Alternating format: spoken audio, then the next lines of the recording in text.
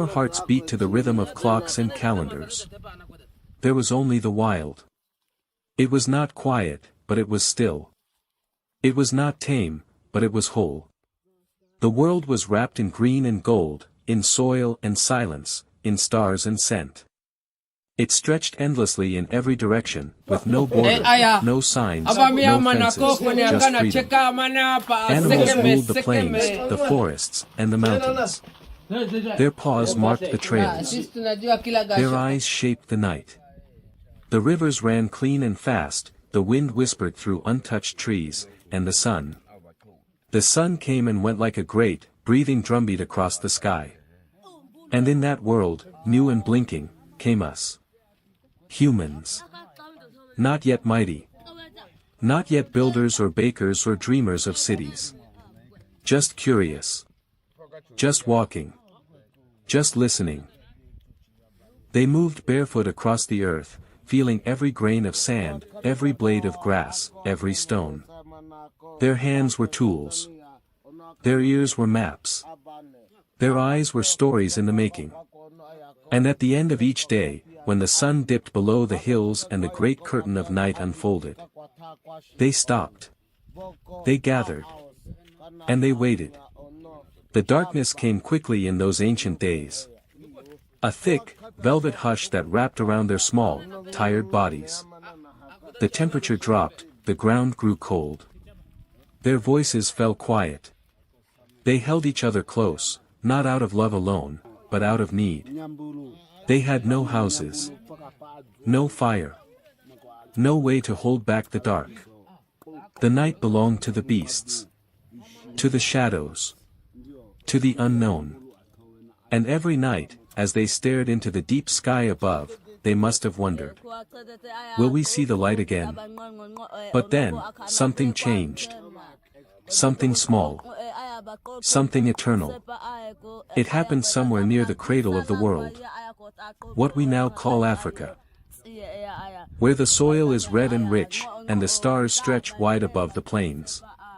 There, one night, beneath the pale watch of the moon, a hand reached for a stone. Maybe it was boredom. Maybe it was accident. Or maybe, just maybe, it was destiny knocking softly. The stone struck another. Once. Then again. And again. A spark. Tiny. Bright. Gone in a breath. But not gone for good. It kissed a curl of dry grass. And in the stillness, a flicker rose. A flame, small, orange, almost shy. It danced like a newborn spirit, uncertain of the world. The people stared. First in silence. Then in awe. Then, in reverence. The fire whispered warmth against their skin. It lit up their faces, turned their shadows into dancers. It chased the cold from their bones, the fear from their eyes. And the beasts. The beasts in the dark took a step back. Then another. Then vanished into the trees. For the first time. Humans were not prey. They were not just surviving. They were becoming. The fire did not roar. It crackled. It did not command. It invited. And around it, everything changed.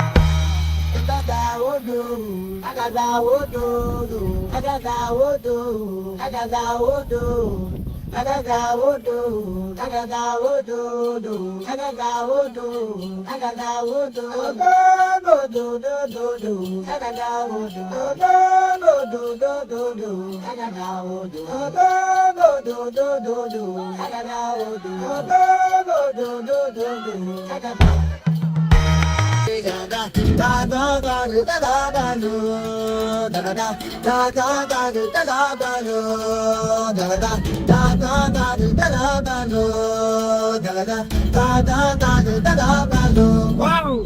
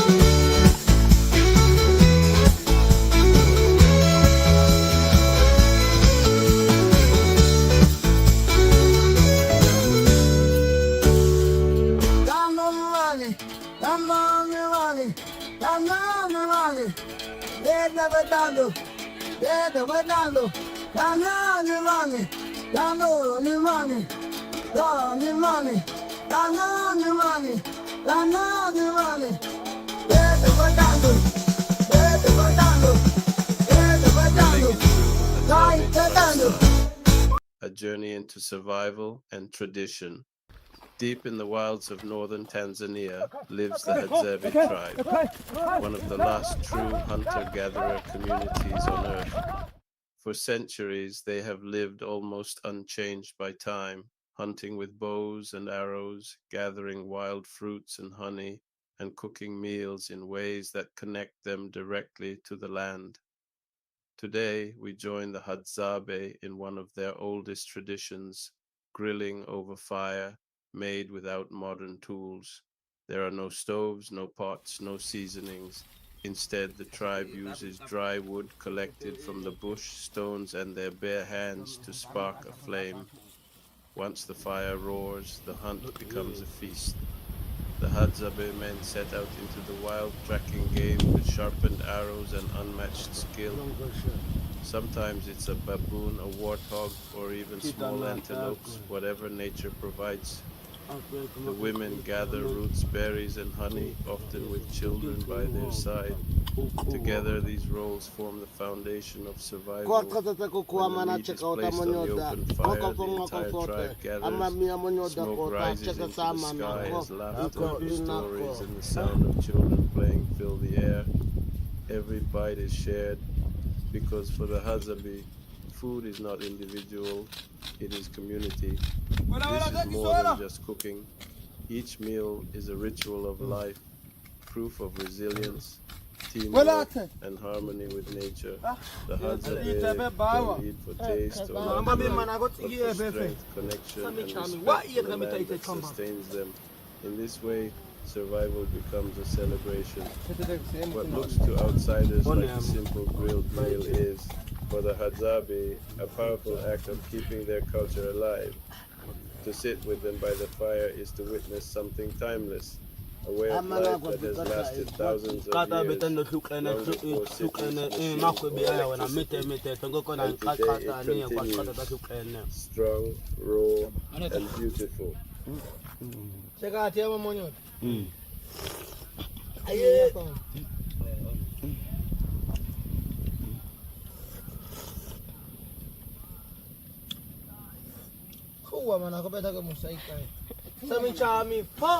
A day of food with the Hadzabe tribe.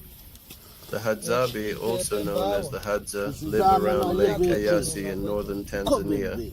They are one of the last true hunter-gatherer peoples on Earth, and their rhythm of life is guided not by clocks, but by the cycles of the sun, the movements of animals, and the ripening of fruits. For the Hadza, food time is not fixed. It is a flowing part of their existence, deeply connected to the land. Morning, the start of the hunt. As the first light of dawn breaks over the savannah, the camp begins to stir. Men prepare their bows, carefully stringing them and checking the tips of their arrows. Some arrows are tipped with poison made from the sap of the desert rose plant, strong enough to bring down an antelope. Others are left sharp but clean, meant for birds or smaller animals. The hunters set off, moving silently across the grasslands. They read footprints in the dust, listen for the alarm calls of birds, and follow the movements of the wind. At the same time, women gather with digging sticks, baskets, and children in tow. They head to places where they know tubers grow beneath the soil. With practiced skill, they dig up roots rich in starch and water, important food in the dry season. Children learn by watching, digging with small sticks, and tasting berries or honey when offered. Food gathering is education, survival, and play all at once. Midday, food appears. Food is shared by midday. The sun is high, and the groups begin to return to camp. If the hunters are successful, they may bring back a gazelle, a warthog, or sometimes smaller animals like birds or hyrax. The women bring back tubers, berries, or baobab fruits, huge pods filled with chalky, vitamin-rich pulp. There is no fixed lunchtime. Instead, as food arrives, a fire is lit. Meat is roasted over open flames, tubers are cooked in hot ashes, and baobab fruit is cracked open so the pulp can be eaten fresh or mixed with water to make a tangy drink. Honey hunters, often young men who climb dangerous heights with only smoke to calm the bees, sometimes return with combs dripping with wild honey, considered a delicacy. Sharing is essential. The hunter does not keep his kill to himself. It is divided among the camp. Everyone eats together, ensuring no one is left hungry. For the Hadza, food is not individual. It belongs to the group. Afternoon, rest and more, gathering. After eating, many people rest under the shade of trees. The heat of the day slows movement, but small groups may go out again to gather more. Children snack freely on berries found nearby. There is no strict schedule. If one is hungry, one can eat as food is available. Sometimes men go on long hunts that stretch into late afternoon. They may track larger game for hours, carrying only water and their bows. Success is never guaranteed. On unlucky days, the group may return empty-handed, but tubers and fruits keep everyone nourished. Evening, the fire and the feast. As the sun sinks low, the Hadza gather once more around the fire.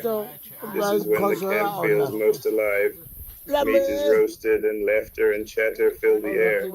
Children play while elders tell stories, legends about the first people, about the animals, about lessons learned from ancestors.